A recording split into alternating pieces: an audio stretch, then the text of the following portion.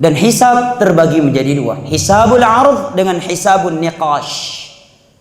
Ard adalah pemaparan. Allah paparkan, ini dosamu selama engkau di dunia. Setelah seorang mukmin pesimis dan khawatir akan diazab, maka Allah menyatakan, wa inni satartuha 'alaika fid dunya wa inni aghfiruha laka al-yawma, dalam hadis yang diriwayatkan oleh Imam Muslim.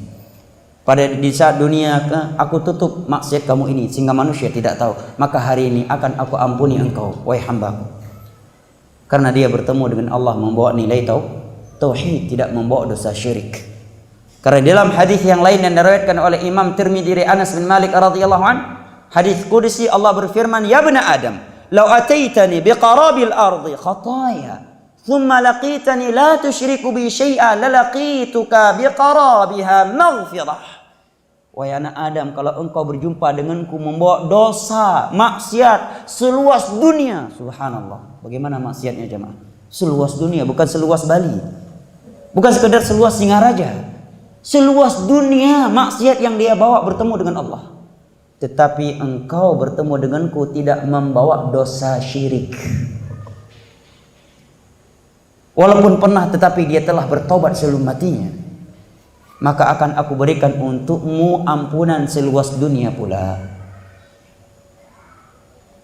Ini namanya hisabul araf. Yang Allah menyatakan dalam Al-Quran, fa amma man yuhasabu hisabai yasira fayanqalibu ila ahlihi masrura. Sedangkan yang kedua adalah hisabun niqash, didiskusi oleh Allah Subhanahu wa taala. Kenapa kamu berbuat ini dan itu? Kenapa kamu berbuat ini dan itu? Ini hisabun niqash. Orang yang hisabnya seperti ini, kata Nabi sallallahu alaihi wasallam, man nuqisha fil hisabi udzib.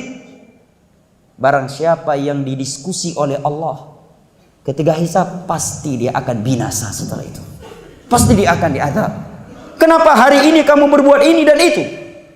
Kenapa hari ini kamu berbuat ini dan itu? Orang yang didiskusi seperti ini oleh Allah, pasti kata Nabi diazab setelah itu. Di saat itu anggota badan semua berbicara, kaki berbicara, ya, tidak ada pengacara yang membela kita.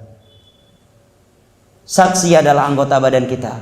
Bumi yang pernah kita bermaksiat di atasnya akan menjadi saksi. Akan menjadi saksi. Yauma idzin tuhadditsu akhbaraha. Sebagian ulama menafsirkan, datang beberapa hadis tapi hadisnya dhaif secara sanadnya, bahwa dia akan berkata, si fulan telah bermaksiat kepadaku hari ini dan hari itu.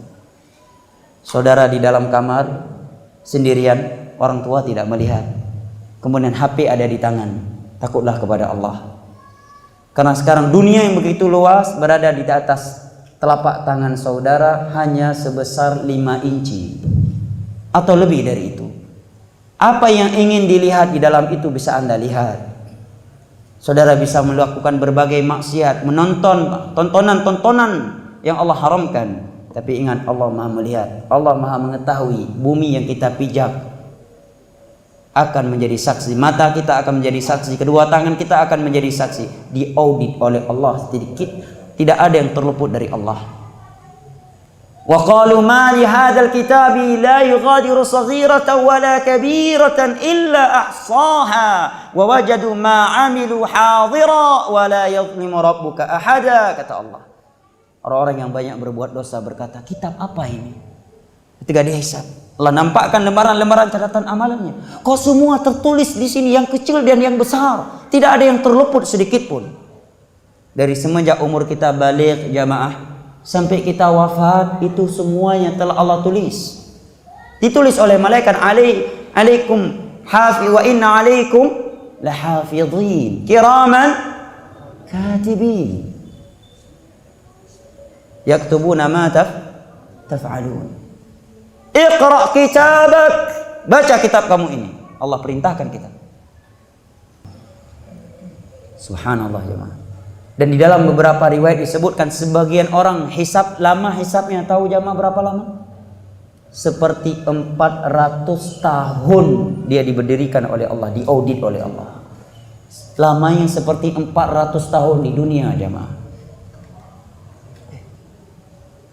Sedangkan di dunia, jangankan 1 tahun jamaah, Belum berada di depan KPK, baru ada surat panggilan. Udah mulai keluar keringat dinginnya sebesar biji-biji jagung. Ya. Makan udah gemetar tangannya.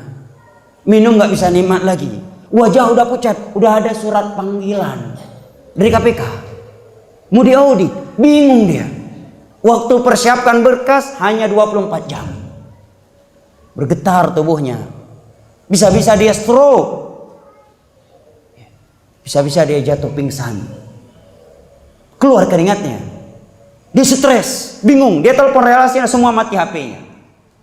HP-nya mati relasinya. Nggak ada lagi proyek yang bisa kamu diharapkan dari kamu.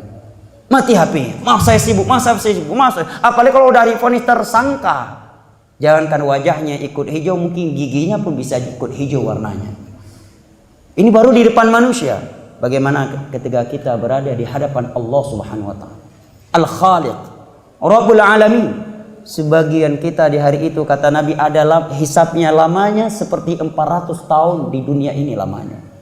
Berdiri di hadapan Allah Subhanahu wa taala. Sebagian mereka kaum mukminin lama hisabnya seperti antara salat zuhur dan asar. Di dalam beberapa riwayat yang sahih. Setelah itu akan ada perintah untuk mengambil catatan-catatan amalan. Setelah itu akan ada mizan jamaah. Yang Allah katakan faman thaqulat mawazinuhu fa ummuhu fa huwa fi 'ishatir radiyah. Wa amma man khaffat mawazinuhu fa ummuhu hawiyah. Wa ma adraka ma hawiyah narun hamiyah. Bahkan ketika dia mendapatkan catatan amalan yang penuh dengan kejelekan, dia mengatakan ya laitani lam uta kitabiyah. Aduhai kalau aku tidak mendapatkan kitab ini, tidak mendapatkan lembaran-lembaran ini. Karena dia melihat di dalam tertulis seluruh maksiat-maksiat yang telah ia lakukan. Maka dia pun berkata halaka anni sultaniyah. Sungguh kekuasaan-kekuasaan yang aku miliki di dunia hari ini menjadi sebab kebinasaanku. Ma aghna anni maliyah. Harta yang aku miliki ketika di dunia rupanya nggak bermanfaat saat ini. Kalau di dunia bermanfaat. Sedikit ada hambatan, selesai. Ya kan? Sedikit ada hambatan, berapa nomor rekeningnya? Selesai. Sedikit ada hambatan di telepon, mobil Innova atau mobil Pajero, selesai. Ya. Kirim nomor rekeningnya Pak, selesai urusannya. Ma'aghna anni maliyah. Rupanya di hari kiamat harta yang dia miliki tidak bermanfaat seperti itu. Sehingga dia berangan-angan tidak mendapatkan lembaran tersebut.